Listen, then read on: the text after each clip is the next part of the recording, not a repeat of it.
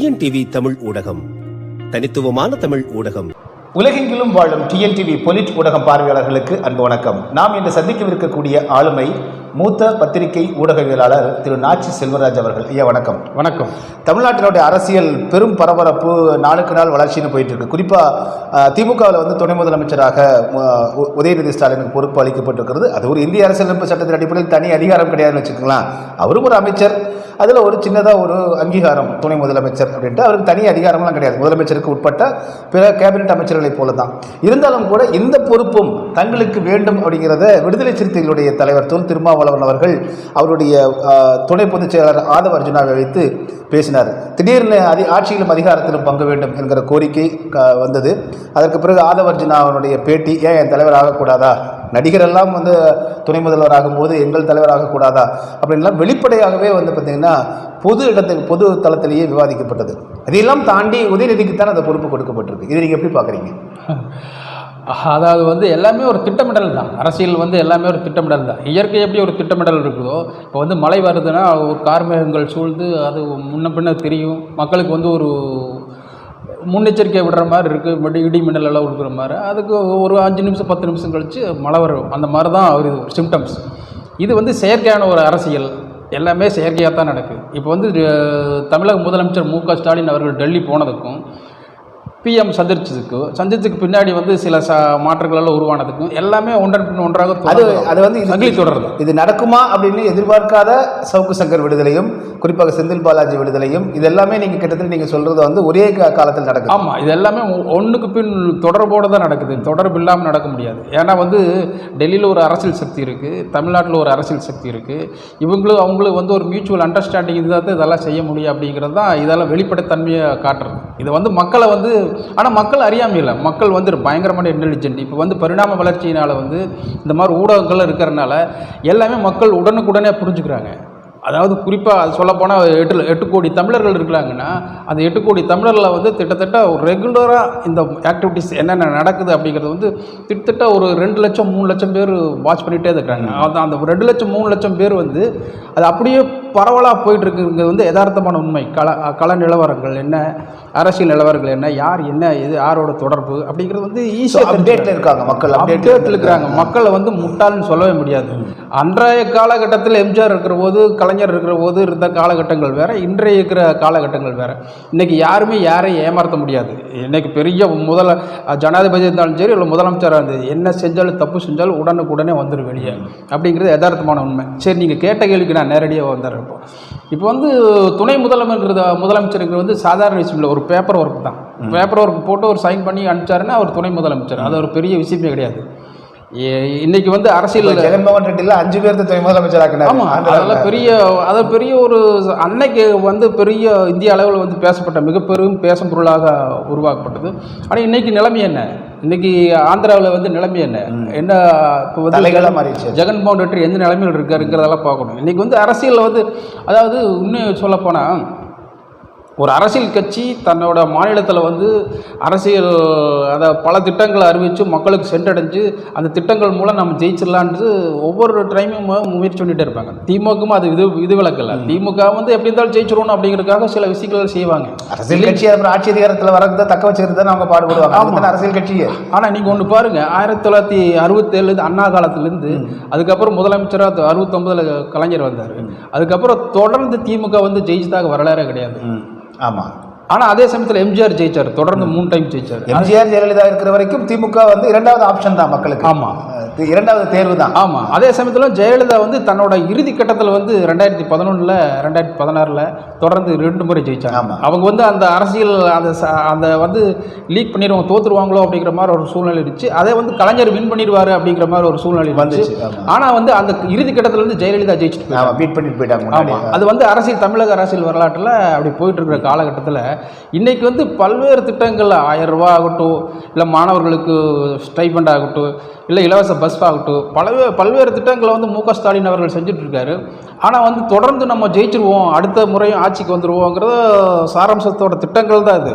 ஆனால் இன்னைக்கு பார்த்தீங்கன்னா இன்றைக்கி சாதாரண ஊடகவியல் பரிணாம வளர்ச்சியினால் நம்ம எதாக இருந்தாலும் சவுக்கு சங்கர் அப்படிங்கிற ஒரு இமேஜ் நம்ம சாதாரணமாக எடுத்துக்க முடியாது. கண்டிப்பாக அவருக்கு பத்திரிகையாளராக என்னோட பார்வையிலும் பார்க்குறேன். அதை வந்து அவர் வந்து எல்லா இடத்துலையும் வந்து அவர் வந்து என்ன பண்ணுற 1000 கான்ட்ரவர்சியாக இருந்தாலும் உண்மையை எடுத்து சொல்கிறதுக்கு ஒரு பெரிய நீங்கள் பொதுத்தளத்தில் ஒரு நடுச்சாலையில் நின்று கொண்டு தவறு செய்கிறவர்கள் பிழையை சுட்டி காட்டுறதுக்கு அது தனி ஒரு இது வேணும், ஒரு சாதாரண துணிச்சல் வேண்டும். அப்புறம் அவருக்கு ஒரு மிகப்பெரிய பார்வையாளர்கள் இருக்காங்க, ஒரு பெரிய தாக்கத்தை உண்டாக்குறாரு. அதில் எந்த மாற்றமே நம்ம ஆமாம். இன்னைக்கு வந்து பார்த்தீங்கன்னா ஊடகங்கள் வந்து உடனுக்குடனே அது முதல்வர் வந்து போன்சாய் செடி அப்படிங்கிற வந்து விமர்சிக்கிறது வந்து அது அரசியல் அரங்கில் வந்து கலைஞர் ஒரு வார்த்தை சொல்லுவார், அதாவது உடலும் தன் வாயால் கிடும் கூடா நட்பு கேடாய் முடியும் அப்படின்லாம் சில வார்த்தைகளை சொல்லுவார். அது வந்து அரசியல் அரங்கில் பேசும் பொருளாகி மாசக்கணக்கில் பேசுவாங்க. இன்னைக்கு போன்சாய் செடிங்கிறது வந்து சவுக்கு சங்கர் சொன்னது இன்னைக்கு பேசும் பொருளாகிடுச்சு. அதுவும் சிறையில் 5 மாதம் இருந்துட்டு வந்து வெளிவந்துடனே பேசி கொடுத்த ஸ்டேட்மெண்ட். அது சாதாரண விஷயமா எடுத்துக்கூடாது. இப்போ வந்து எந்தவித அரசியல் பின்புலமோ இல்லை அரசியல் இயக்கத்திலையோ இல்லை நட்பணி மன்றமோ எதுவுமே இல்லாமல் ஒரு தனி மனிதனாக இருக்கிறார் அவர். அந்த சூழ்நிலையில் அவர் சொல்கிறது எடுபடுதுன்னா எவ்வளோ பெரிய விஷயமா இருக்குது. ஊடகம் எவ்வளோ பெரிய இருக்குது. நம்மளும் வந்து 20-25 ஆண்டுகள் வந்து ஊடகத்தில் இருந்துட்டு இருக்கோம். பல்வேறு இடங்களில் பல்வேறு செய்திகளை வந்து வழங்கிக்கிறோம். திரும்பி சொல்ல முடியாது. அந்த காலகட்டத்துக்கு வந்து நம்ம அது வந்து பெருசாக இருந்துச்சு. இப்போ சுனாமி வந்து வந்தபோது 2004 கிட்டத்தட்ட நான் வந்து அந்த நேரத்தில் வந்து இதில் நாகப்பட்டினத்தில் இருந்தேன். அப்போ சூழ்நிலை வந்து இரண்டாவது சூழ்நிலை, அதாவது சுனாமி வந்து ஒரு 24ஆம் தேதி வந்து உடனே ஒரு 4-5 நாளில் மீண்டும் வருது அப்படிங்கிற மாதிரி மக்கள் ஏற்கனவே பயந்து போய் கிடக்குறாங்க. மீண்டும் ஒரு சுனாமி வருது அப்படிங்கிற போது மக்கள் பயந்து ரொம்ப இதாகிற போது அப்போ வந்து பட்டன் ஃபோன் தான் நம்ம பேசிகிட்டு இருக்கும்போது, அப்போ ஹோம் மினிஸ்ட்ரியில் வந்து டெல்லியில் பேசுகிற போது இல்லை மீண்டும் சுனாமி வர்றதுக்கு வாய்ப்பே இல்லை அப்படிங்கிறத வந்து உடனே நம்ம ஃபோன் பண்ணி நாகப்பட்டினத்துலேருந்து ஃபோன் பண்ணி ஸ்பாட்லேருந்து இப்போ ரெட் ஃப்ளாஷ் போடுவாங்க. இன்னைக்கு வந்து ஏதோ மியூசிக்கெல்லாம் போயிட்டு அதெல்லாம் ஒன்றாங்க. அதோட முக்கியத்துவத்தை குறைச்சிட்டாங்க. அன்னைக்கு ரெட் ஃப்ளாஷ் போட்டு மீண்டும் சுனாமி வர்றதுக்கு வாய்ப்பே இல்லை, டெல்லி உள்துறை அமைச்சகம் உறுதி அப்படின்னு போடுறோம் நம்ம. அப்போ வந்து அந்த செய்தி வந்து பயங்கரமாக பரவும். இப்போ அந்த மாதிரிலாம் நம்ம செய்தி கொடுத்தோம். இன்னைக்கு வந்து அதை வந்து கம்பேர் பண்ணுற போது நம்ம சவுக்கு சங்கரை மறுக்கிறதுக்கு இல்லை. ஏன்னா ஊடகங்களாக இருந்தது சமூக இன்னைக்கு ஊடகங்கள் அதோட வளர்ச்சி பெரிய வளர்ச்சியாக இருக்குது, பெரிய வளர்ச்சியாக இருக்குது. ஸோ வந்து இன்னைக்கு வந்து இவர் துணை முதல்வர் ஆகிறது வந்து பேசும் பொருளாக இருக்குது. அதாவது இவர் தவிர வேறு யாரும் இல்லையா, இவர் வந்து திரும்ப வந்து ஏற்கனவே சொல்லிட்டு இருக்காரு. அந்த நேரத்தில் வந்து அவர் சொல்லுகிறார், அதுவும் ஒரு அரசியல் விளையாட்டு தான், சித்து விளையாட்டு தான். அதுவும் ஏன் இவ்வளோ காலம் இல்லாமல் அவர் கூட்டு உடனே பேச வைக்கிறாங்க. இவர் வந்து திரும்ப வந்து ஒரு ஸ்ட்ராங்கான லீடராக இருந்தார். ஆனால் இன்றைக்கி வந்து பார்த்தீங்கன்னா ஸ்ட்ராங்கான லீடராக தான் எல்லாருமே எதிர்பார்த்துருந்தாங்க. ஆனால் அவர் ஸ்ட்ராங்கான லீடர் இல்லை, நீங்கள் எப்பவுமே போராளி தான் அப்படிங்கிற மாதிரி ஒரு முடிவுக்கு வந்துட்டாங்க. ஒரு தலைமை பண்பு இல்லாமல் மீண்டும் மீண்டும் தன்னோட இதுக்கு வந்து போராட்டத்தில் தான் இருக்கக்கூடிய ஒரு ஆளாக இன்னைக்கு வந்து போராளி தான். இன்னைக்கு வந்து எனக்கு தெரிஞ்சு ஒரு அரசியல் சாணக்கியத்தனமாக இருந்தால் அது இந்த காய் வேறு மாதிரி நகர்த்தி இருக்கணும், இல்லாட்டி வந்து கூட்டணி விட்டு வெளியே வந்திருக்கணும். ஆமாம், திரிணாமுல் காங்கிரஸ் வந்து ஆரம்பித்த போது மம்தா பானர்ஜி மாதிரி போராட்டம் நடத்தின யாரு? அன்னைக்கு வந்து போராட்டமே நடத்திட்டு இருந்தாங்க. அந்த மாதிரி போராளி மாதிரி யாருமே பார்க்க முடியாதுங்கிற மாதிரி ஒரு சூழ்நிலை இந்தியா முழுவதும் பரவச்சு. ஆனால் அந்த அம்மா தொடர்ந்து முதலமைச்சர் ஆனதுக்கப்புறம் தன்னை வந்து ஒரு தலைவியாக்கி கொண்டு அந்த மாதிரி ஒரு பக்குவப்பட்டு போயிட்டாங்க. ஏன் திருமாவளவன் இந்த வரக்கூடாது அப்படிங்கிறது நமக்கு முடிவெடுக்க இல்லை. தன்னோட யானை தன்னோட பலம் தெரியாமல் ஆடிட்டு இருக்குங்கிற மாதிரி சூழ்நிலை தான் திருமாவளவனுக்கு வந்து. தன்னோட பலம் தெரிஞ்சுமே ஏன் இப்படி தடுமாறுறாரு அப்படிங்கிறதா. இப்போ அர்ஜுன் யாதவ் வந்து உள்ளது இடிச்சு பேசுகிறாரு. அவர் தான் சொல்கிறாரு, இல்லை எங்களோட வந்து சித்தாந்தமே இதுதான், கோட்பாடே இதுதான், ஏன் நாங்கள் அரசியல் அதிகாரத்துக்கு வரக்கூடாதா, சாதாரண எளிய மனிதனுக்கு வந்து அதிகாரம் வேண்டும் அப்படிங்கிறது அவங்க கொள்கை. சரி, அந்த கொள்கையிலேருந்து அவங்க வந்து நிலைநிறுத்தணும்னு பார்க்குறாங்க. ஏன் பின்வாங்கிறாரு இருக்குதுல? இப்போ எனக்கு நீங்கள் இதில் வந்து மிக முக்கியமாக நீங்கள் வந்து தொடக்கத்தில் குறிப்பிட்டது, இந்த துணை முதலமைச்சர் ஆவதற்கு முன்பு சில நாட்களுக்கு முன்பு சவுக்கு சங்கர் விடுதலையாகிறார், ஃபெலிக்ஸ் ஜெரால்டு விடுதலையாகிறார். அப்புறம் வந்து பார்த்திங்கன்னா அதுக்கு பிறகு இப்போ பிரதமரை வந்து முதலமைச்சர் மு க ஸ்டாலின் ஐயா சந்திக்கிறாங்க, செந்தில் பாலாஜி விடுதலை ஆகிறாரு.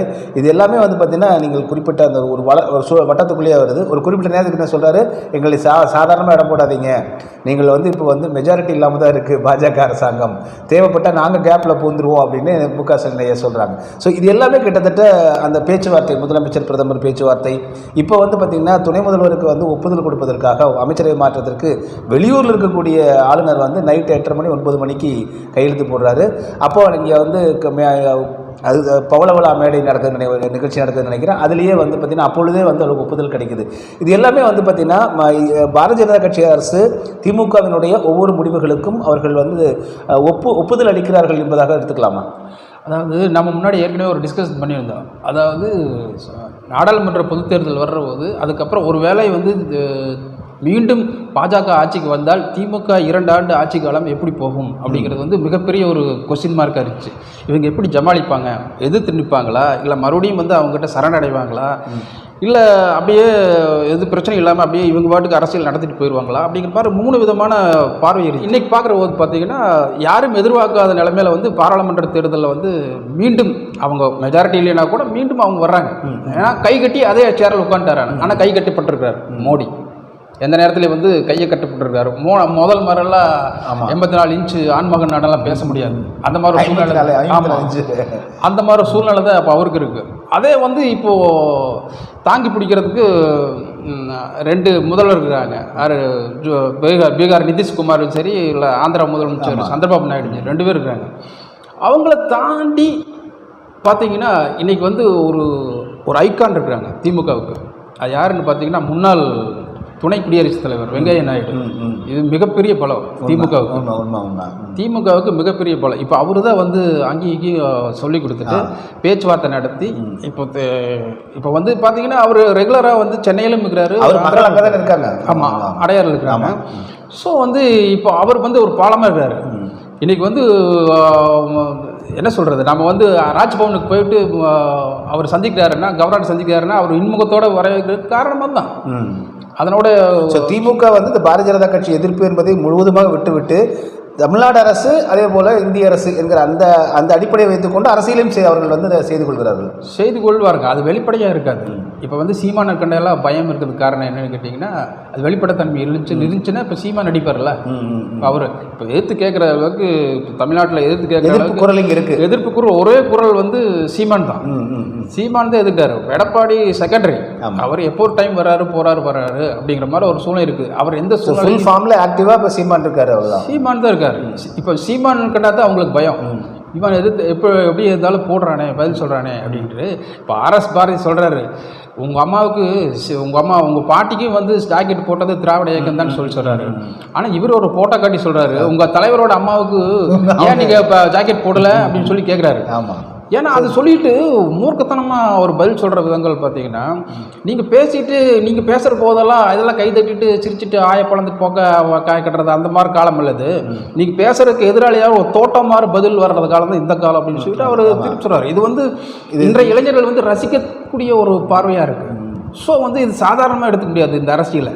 இந்த அரசியல் பயந்து தான் வந்து ஸ்டாலின் வந்து இது வெளிப்படைய தன்மையை காட்டாமல் உள்ளூராக ஒரு அட்ஜஸ்ட்மெண்ட்டோட போயிட்டுருக்கு. காரணம் இப்போ கோபி செழியன் வந்து உயர்கல்வித்துறை அமைச்சருக்கு அது பின்னாடி மிகப்பெரிய ஒரு பேக்ரவுண்டு, ஒரு ஸ்டோரி இருக்குது. சாதாரண விஷயம் கிடையாது. இன்றைக்கி வந்து உயர்கல்வித்துறை அமைச்சர் அப்பாயின்மெண்ட் பண்ணிக்கிறது சாதாரண விஷயங்கள் இல்லை. கோபி செழியன் வந்து இப்போ அவர் போட்டுருக்காங்கன்னா, இப்போது கல்வியில் வந்து அவர் பல டிபேட்டெல்லாம் சந்திச்சுக்கிறாரு, பேசிக்கிறாரு. அவர் ஓரளவுக்கு என்னென்ன நடக்குது, எது நடக்குதுங்கிறதெல்லாம் தெரியும். அதே சமயத்தில் வந்து பிஹைண்ட் ஆஃப் தி ஸ்க்ரீனில் பார்த்தீங்கன்னா, இப்போ வந்து முன்னாள் அதே துறை அமைச்சர் வந்து பொன்முடி வந்து கிட்டத்தட்ட இவருக்கும் கவர்னருக்கு ஆகவே ஆகாது. ஏன்னா விசி அப்பாயின்மெண்ட்லையும் சரி, மற்ற லெக்சரர் அப்பாயின்மெண்ட்டு அதிலெல்லாம் நிறைய பிரச்சனைகள் ஓடிட்டு இருக்கிற காரணத்தினால வந்து சரி இவர் வந்து கொஞ்சம் அடாப்டாக இருப்பார் அப்படிங்கிற மாதிரி தான் இது சொல்கிறாங்க.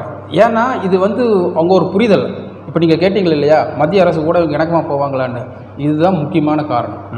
இப்போ கோவிஷீல்டு கொண்டு வந்ததுக்கு காரணம், நான் உங்களோட இணக்கமாக இருக்கிறேன், நான் உங்களோட ஒத்து போகிறேன், உங்களுக்கு நான் அகென்ஸ்டாக இருக்க மாட்டேன், எல்லாமே செஞ்சுக்கலாம், உங்களுக்கு நான் இணக்கமாக இருப்பேன், தாழ் பணிஞ்சு இருப்பேன் அப்படிங்கிற சொல்லாமல் சொல்கிறதா கோவிஷீல்டு.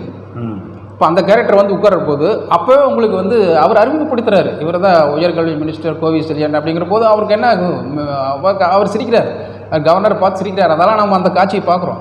அப்போ வந்து அப்போவே உங்களுக்கு முடிஞ்சிருச்சு, பாதி சமாஜ இதெல்லாம் முடிஞ்சிருச்சு. ஏன்னா கவர்னருக்கும் சில விஷயங்களெல்லாம் அவருக்கும் நடக்க வேண்டியது இருக்குது. சில அது உள்ளுக்குள்ளே போக விரும்பல, அது போனோம்னா நிறைய விஷயங்கள் பேச வேண்டியது இருக்குது.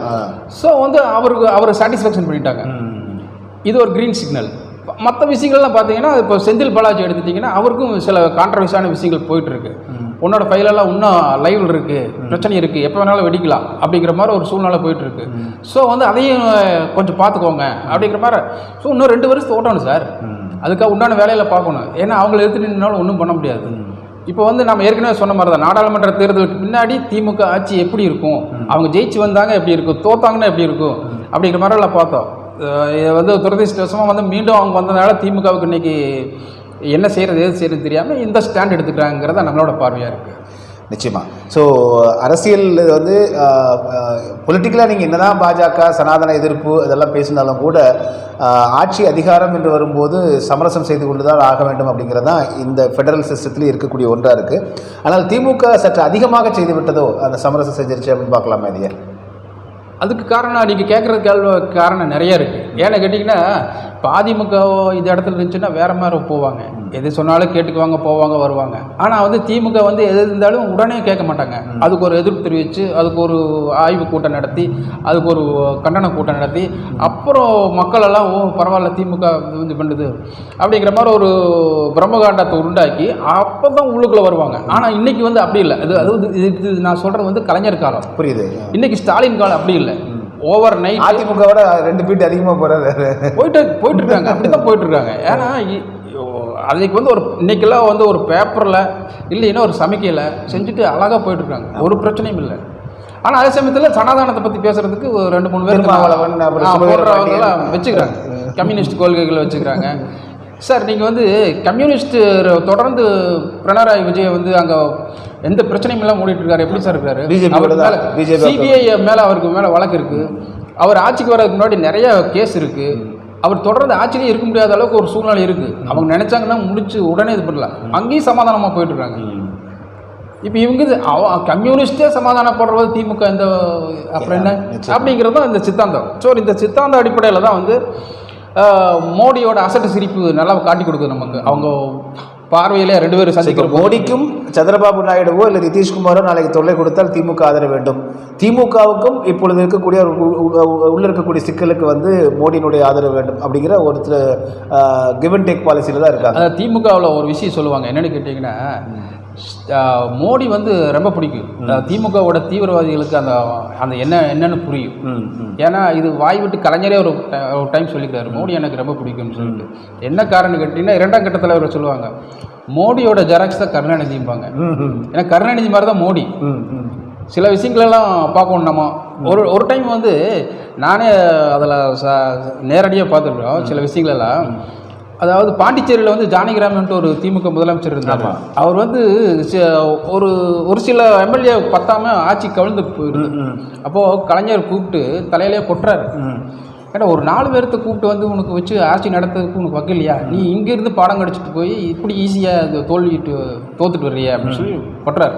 இது எதுக்காக சொல்ல வரேன்னா, ஆட்கள் பத்தலைன்னா இப்போ கலைஞரும் மோடியும் ஒப்பிடுறதுக்கு காரணம் தான். இதெல்லாம் சர்வசாதாரண விஷயம் அவங்களுக்கு. இப்போது நிதிஷ்குமாரோ இல்லை சந்திரபாபு நாயுடோ வந்து விட்டுருவாங்க அப்படிங்கிறதெல்லாம் எந்த காலத்தில் நடக்காது. அவங்களுக்கு உண்டான தேவைகள்லாம் அவர் பிடிச்சி வச்சுட்டார். ஆமாம், பிடிச்சி வச்சுருப்பார். 2 பேர்த்தையும் பிடிச்சி வச்சுருப்பார்.